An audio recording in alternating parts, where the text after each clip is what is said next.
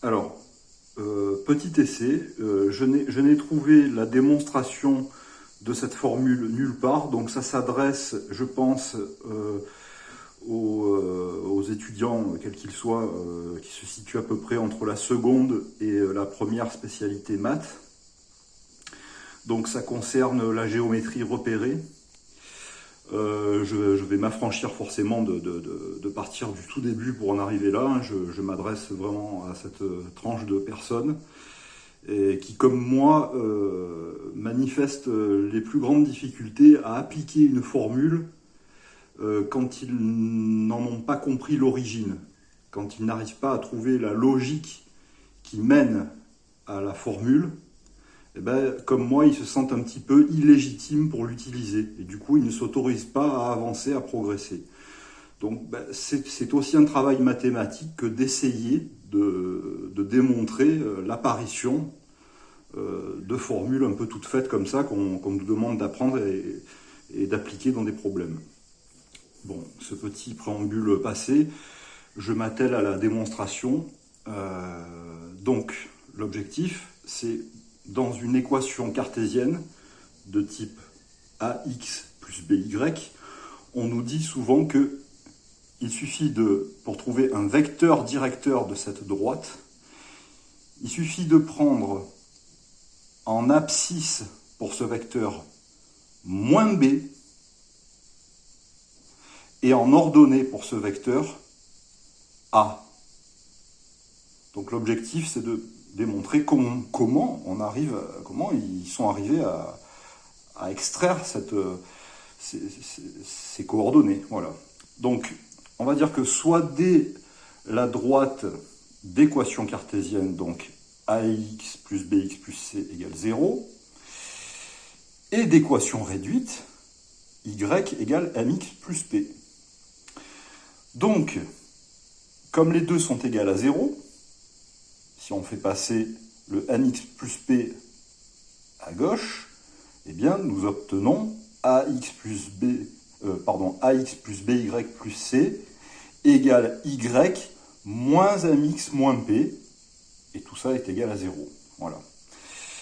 Soit a de coordonnées xa, ya et b de coordonnées xb, yb. Donc ce sont deux points qui appartiennent à la droite D. Donc c'est un petit peu comme une démonstration par récurrence qu'on va faire. Ça ressemble à de la récurrence, mais c'est pas exactement ça. C'est-à-dire que là, étant donné qu'on prend des valeurs générales, ça peut être n'importe lesquelles, on en déduira que c'est valable pour n'importe quel point appartenant à la droite D. Donc c'est pour ça que là, on a pris des valeurs qui ne sont pas numériques, mais qui sont représentées par xa, ya pour a, xb, yb pour b. Donc, ça veut dire que leurs coordonnées respectives vérifient l'équation de D et sous sa forme cartésienne et sous sa forme réduite. Donc de là, avec le point A, xa, ya et le point B, xb, yb, eh bien nous avons deux égalités. Nous avons axb plus by plus c égale yb moins mxb moins p.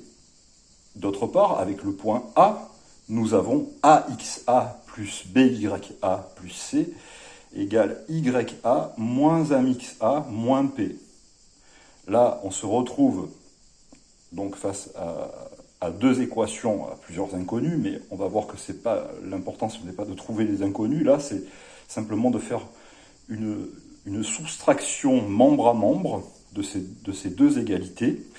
Et du coup, nous obtenons, bon, je vous fais vite fait le développement, axb moins axa plus yb moins ya égale moins mxb plus mxa plus yb moins ya. Bon, ben, là, on voit que on a du xb, xa moins xa, xb moins xb plus xa. On a du yb, ya, yb, ya. On voit qu'on va pouvoir mettre en facteur du xb moins xa. Donc on a xb moins xa facteur de a. Et on a A facteur de xb moins xa, et ici, par exemple, on a B facteur de yb moins ya. Ici, nous avons, par exemple, moins m, alors, facteur de xb, puisque quand on redistribuera, ça donnera bien moins mxb, moins m facteur de moins xa, parce que si on veut redistribuer pour retrouver le plus mxa, il faut mettre un moins ici, histoire que moins m fois moins xa, ça redonne plus. Donc on a bien moins m facteur de xb moins xa, plus, eh bien ici, nous avons une fois, en gros, yb moins ya. Voilà. On fait tout passer à gauche, ici il reste 0, et on se retrouve donc avec xb moins xa, facteur, nous l'avions vu déjà, de a, mais comme on a fait passer ça ici, ça devient plus mx, plus m facteur de xb moins xa, donc en tout, on a xb moins xa facteur de a plus m, et d'autre part, yb moins ya facteur de b, comme lui il est passé de ce côté, hop, moins 1, parce que yb moins ya fois moins 1, ça donnera bien le yb moins ya qui est passé de l'autre côté. Voilà, bon, tout ça, c'est pas la peine que j'insiste trop là-dessus. Du coup, là, on rejoue un peu sur la chose. On va faire passer le facteur xb moins xa à droite. On obtient ceci, yb moins ya facteur de b moins 1 égale moins xb moins xa facteur de a plus m. Ensuite, on fait passer, parce qu'on voit que on finit par retrouver quelque chose qui va s'apparenter au déterminant. Et c'est très intéressant. On va faire donc passer le xb moins xa de ce côté. On laisse le moins ici, il n'y a pas de souci. Donc yb moins ya sur xb moins xa est égal, du coup, à moins facteur de a plus m divisé par b moins 1. Or, donc, comme on l'a dit, yb moins ya sur xb moins xa, c'est le coefficient directeur m de l'équation réduite. On le sait, je ne reviens pas dessus. D'où, de là, on en sort, eh bien, on en sort quoi? Comme ça, c'est m, et que c'est égal à ça, eh bien, nous en déduisons que si ça est égal à ça, et que ça est égal à la même chose, donc ça est égal à ça. Donc m égale moins a plus m sur b moins 1. Ou encore, si on veut enlever le petit moins qui est un peu dégueulasse là, on le fait passer ici et on obtient du 1 moins b. Voilà. De là, eh bien, qu'est-ce qu'on va faire? On va essayer d'isoler b.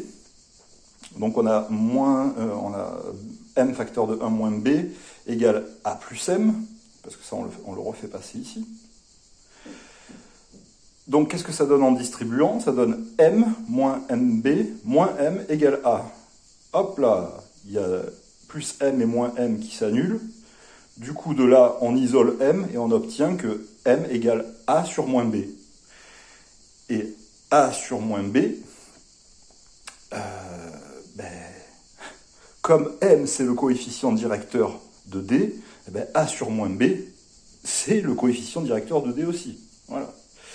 Ce vecteur signifie que lorsqu'on se déplace de 1, je vous rappelle ce que ça veut dire le coefficient directeur, lorsqu'on se déplace de une unité dans le repère vers la droite, on monte ou on descend de A sur moins B. Autrement dit, on monte ou on descend de M, puisqu'on a compris que M était égal à A sur moins B. Ces coordonnées, les coordonnées d'un tel vecteur, sont donc 1, puisqu'on se déplace de 1 vers la droite, et on monte ou on descend d'ordonnées A sur moins B. Ok. Maintenant, on sait donc que le coefficient directeur nous donnant la pente du vecteur directeur de la droite lorsqu'on se déplace de une unité vers la droite dans le repère orthonormal, alors les coordonnées de ce vecteur V, on l'a vu, sont 1 et A sur moins B. N'importe quel vecteur directeur U de la droite D sera donc collinéaire au vecteur V. Donc, le critère de collinéarité passant par le calcul du déterminant, et ce calcul devant être égal à 0 pour qu'il y ait justement collinéarité, eh bien, en donnant comme coordonnées pour U, X, Y, par exemple, on a la matrice ici, vecteur V1, A sur moins B, et vecteur U, X, Y. On fait le produit en croix pour obtenir le déterminant, et on obtient ceci. Donc A sur moins B, moins Y égale 0. On fait passer le moins Y de l'autre côté qui devient plus Y. Qu'est-ce que j'ai fait? Oui, bon, j'aurais dû faire passer le moins B ici. Donc on a moins AX égale BY. Et nous obtenons, de là, en faisant passer le X dessous et le B dessous, nous obtenons que A sur moins B, parce que le moins soit devant le A, devant la barre de fraction ou au dénominateur, c'est pareil. On préfère par commodité, puisque je vous rappelle que l'objectif c'était moins BA, par commodité on va le mettre devant le B. Donc on a A sur moins B égale Y sur X. Et nous en déduisons que tout vecteur U de coordonnées X égale moins B et Y égale A, c'était les coordonnées de U, donc tout vecteur directeur U de coordonnées X égale moins B, Y égale A vérifie cette collinéarité. Donc U de coordonnées moins B, A est un vecteur directeur de la droite d'équation AX plus BY plus C. CQFD, c'est ce que nous voulions démontrer. À partir du moment où on a l'équation cartésienne d'une droite, ça c'est l'écriture générale, eh bien, quels que soient les nombres par lesquels nous remplacerons A, B et C, on pourra extraire de là un vecteur directeur de la droite qui sera moins B en abscisse et A en ordonnée. Voilà. Donc on a montré la généralité qui nous fait parvenir à cette formule un peu toute faite dont on ne savait pas trop d'où elle sortait. Voilà, j'espère que ça aura été utile pour ceux qui, comme moi, ont recherché tant et plus sur YouTube et sur Google d'où ça venait et qui ne l'ont pas trouvé. Voilà, j'espère que ça pourra être utile. Allez, à plus pour une prochaine.